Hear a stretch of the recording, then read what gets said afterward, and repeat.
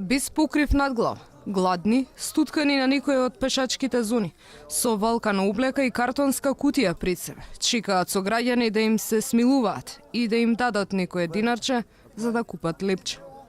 Вака, во апсолутна сиромаштија живеат стотици луѓе низ државава, а повеќе од 25.000 спаѓаат во социјално ранливата категорија на граѓани.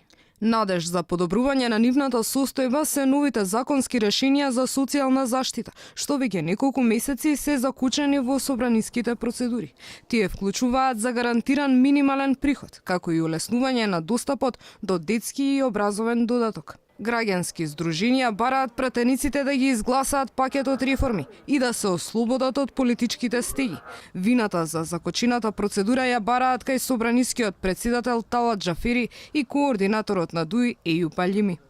Се уште живеат со 2000 денари социјална помош, наместо да се замени истата оваа одредба со минимален приход кој ќе овозможи за едно 4-члено семејство најмалку 9 до 11.000 денари, доколку нивните деца посетуваат училиште. Тоа значи воведување и на образовен додаток, а за семејствата корисници на социјална помош воведување и на детски додаток. Господине Талат Џафери, знаеме дека сте загрижени за состојбата на парламентарците, дека кога ќе завршат со нивната функција нема да бркаат во контейнери.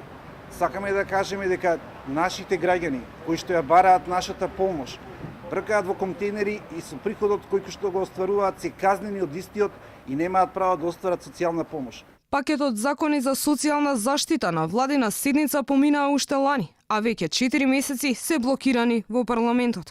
Главната причина се несогласувањата помеѓу коалиционите партнери СДСМ и ДУИ во однос на детскиот додаток, кој се укинува. Наместо него се воведува еднократна помош за прво, второ и трето дете.